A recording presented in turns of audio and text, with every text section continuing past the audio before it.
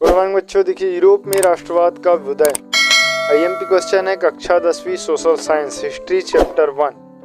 तो इतिहास का चैप्टर 1 के ये आईएमपी क्वेश्चन है फ्रेंड्स, जो परीक्षा की दृष्टि से बहुत ही महत्वपूर्ण है। और यहाँ से परीक्षा में आपको पूछे जाने वाले जो सवाल है उनके बारे में हम यहाँ पर प्रश्न और उत्तर दोनों देखेंगे इस वीडियो में। तो यदि चैनल पर पहली बार आया हो तो इसे सब्सक्राइब कर ले और बेल आइकन घंटी को जरूर पेश कर ले। पहला सवाल देखिए क्या लिखा है। फ्रेडरिक सारियू कौन थे? तो ये एक फ्रांसीसी चित्रकार थे। ठीक। फिर है अर्नेस्ट रेनन कौन था? तो ये फ्रांसीसी की दार्शनिक था। नेक्स्ट क्वेश्चन है जर्मन राष्ट्र का रूपक क्या था? वह किस बात का प्रतीक था? इसका उत्तर हो जाएगा जर्मेनिया। जर्मन बलूत वीरता का प्रतीक है। फिर है मॉन्टेस्क्यू ने किस सिद्धांत का प्रतिपादन किया? तो मॉन्टेस्क्यू ने जो है शक्ति पृथक्करण का सिद्धांत या अधिकार विभाजन का सिद्धांत का प्रतिपादन किया था। नेक्स्ट क्वेश्चन देखते हैं प्रश्न क्रमांक 5 कि कौन सी विख्यात घटना को राष्ट्रवाद की पहली स्पष्ट अभिव्यक्ति माना जाता है? तो उत्तर हो जाएगा इसका फ्रांसीसी की क्रांति। फिर है जाल वेराइन क्या था? वह किस प्रकार का वह जर्मनी के आर्थिक एकीकरण का प्रतीक था? इसका उत्तर हो जाएगा कि एक जर्मन शुल्क संघ। जो जालवेरियन क्या था? एक जर्मन शुल्क संघ था। ठीक है, एक संघ है। इसमें अधिकांश जर्मन राज्य शामिल थे और 1834 में स्थापित इस संघ के विभिन्न जर्मन राज्यों के बीच शुल्क अवरोधों को समाप्त किया गया। वह मुद्राओं की संख्या 30 से 2 कर दी गई। पहले जो मुद्राओं की संख्या थी वो 30 थी, उसको घटाकर कितनी कर दी गई? 2 कर दी गई। ठीक है, इस प्रकार यह एक आर्थिक एकीकरण का प्रतीक था। नेक्स्ट क्वेश्चन है प्रश्न क्रमांक 7 कि मैत्सिनी द्वारा स्थापित 2 भूमिगत संगठनों के नाम लिखिए।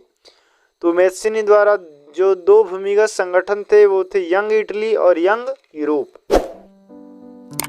नेक्स्ट है 19वीं सदी में ऐसी कौन सी ताकत उभरी जिसने यूरोप की राजनीतिक और भौतिक दुनिया में भारी परिवर्तन किए? इसका उत्तर हो जाएगा राष्ट्र राज्य का उदय हुआ। 19वीं शताब्दी में राष्ट्र राज्य का उदय हुआ। अगला क्वेश्चन है बाल्कन क्षेत्र के निवासियों को क्या कहा जाता है? इसका उत्तर हो जाएगा स्लाव। जो बाल्कन क्षेत्र के निवासी है उसको स्लाव कहा जाता था। फिर है वियना कांग्रेस किस वर्ष आयोजित की गई? तो वियना कांग्रेस जो है 1815 में आयोजित की गई। नेक्स्ट है 1815 की वियना संधि से किसका संबंध है? ये जो संबंध है ड्यूक मैटरनिक का संबंध है। फिर है नेपोलियन युद्धों के दौरान हुए बदलावों को खत्म करना किस संधि का उद्देश्य था? इसका है वियना संधि। अगला है किसने कहा था कि जब फ्रांस छींकता है तो बाकी यूरोप को जुकाम सर्दी हो जाता है? ये मैटरनिक ने कहा था कि जब फ्रांस छींकता है तो बाकी यूरोप को सर्दी और जुकाम हो जाता है। फिर किस संधि ने यूनान को एक स्वतंत्र देश के रूप में मान्यता दी? इसका है कॉन्स्टेंटिनोपल संधि।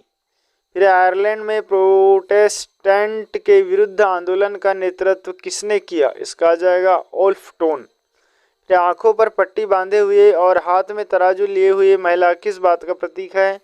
तो ये न्याय का प्रतीक है। ये फ्रेंड्स 1 नंबर वाले क्वेश्चन थे। इसके बाद हम देखते हैं 3 से 5 अंक वाले क्वेश्चन और उनके आंसर। तो यहाँ पर उस टाइप से क्वेश्चन के आंसर अरेंज किए गए जो आपको वार्षिक परीक्षा में लिखना है। और इस टाइप से यदि लिखोगे तो कम समय में आप ज़्यादा से ज़्यादा प्रश्न कर पाएंगे और पूरे में पूरे अंक आप अर्जित कर पाएंगे। तो देखते हैं कैसे आपको उत्तर लिखना है और उनके उत्तर क्या होंगे। जैसे पहला क्वेश्चन है फ्रांसीसी क्रांतिकारियों ने फ्रांसीसी लोगों में सामूहिक पहचान की भावना किस प्रकार पैदा की? इसका उत्तर हो जाएगा पितृभक्ति और नागरिकता के विचार से, नए राष्ट्रीय चिन्ह द्वारा, केंद्रीकृत प्रशासनिक व्यवस्था लागू करके और राष्ट्रीय भाषा तथा एक समान भार व मान की व्यवस्था। इस तरीके से फ्रेंड्स आपको पॉइंट टू पॉइंट लिखना है ताकि कम समय में आप ज़्यादा से ज़्यादा लिख सकें।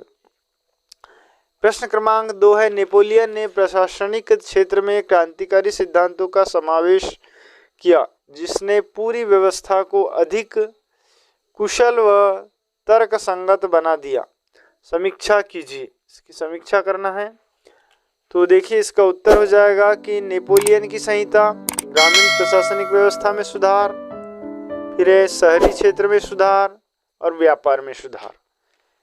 क्वेश्चन नंबर 3 है कि यूरोप के राष्ट्र के विचार के निर्माण में संस्कृति ने किस प्रकार महत्वपूर्ण भूमिका निभाई। तो संस्कृति की जो महत्वपूर्ण भूमिका थी वो क्या थी? कला, काव्य, कहानियों, संगीत ने राष्ट्रवादी भावनाओं को विकसित किया।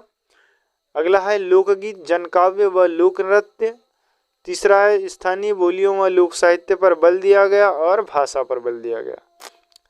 क्वेश्चन नंबर 4 है जर्मनी के एकीकरण की प्रक्रिया का वर्णन कीजिए। तो जर्मनी की एकीकरण की प्रक्रिया जो थी उसका वर्णन हम इन बिंदुओं से करेंगे। जैसे पहला है हमारा आरंभ, विलियम प्रथम के प्रशा के सिंहासन पर आसीन होना। फिर है बिस्मार्क द्वारा जर्मन एकीकरण की भूमिका तैयार करना। वियना कांग्रेस, फ्रैंकफर्ट पार्लियामेंट, एकीकरण में बाधाएं। बिस्मार्क द्वारा ऑस्ट्रिया, फ्रांस आदि पराजित विश्व शक्तियों को तटस्थ करना एवं एकीकृत जर्मनी का एक राष्ट्र के रूप में उभारना। ठीक है। फिर है क्वेश्चन नंबर 5, इटली के एकीकरण की प्रक्रिया का वर्णन करें। इसके मार्ग में आने वाले मुख्य बाधाएं क्या थी? इसका उत्तर हो जाएगा एकीकरण की प्रक्रिया इस तरीके से थी। 1832 में काउर सार्डिनिया का प्रधानमंत्री बना। फिर फ्रांस से संधि हुई, ऑस्ट्रिया पराजित व 1859 में लोम्बार्डी को राज्य में मिला लिया। दूसरा चरण था मोडेना, टस्कनी, पार्मा आदि का जनमत संग्रह द्वारा सार्डिनिया में विलय। तृतीय चरण 1860 में गैरिबाल्डी द्वारा सिसिली व नेपल्स पर विजय। चतुर्थ चरण में वेनेशिया व रोम पर अधिकार और 1871 में पोप से समझौता व एकीकृत इटली का उदय। ठीक है बच्चों, इस तरीके से आप पॉइंट टू पॉइंट याद करेंगे और इनको आप नोट्स बना लें, इनको नोट्स में लिख लें। अगला है एकीकरण में बाधाएं। अब बाधाएं क्या थी? तो बाधाएं थी राजनीतिक विखंडन का लंबा इतिहास, विदेशी शक्तियों का आधिपत्य और पोप का शासन, ये बाधाएं थी। वियना कांग्रेस और उदारवादी शासक।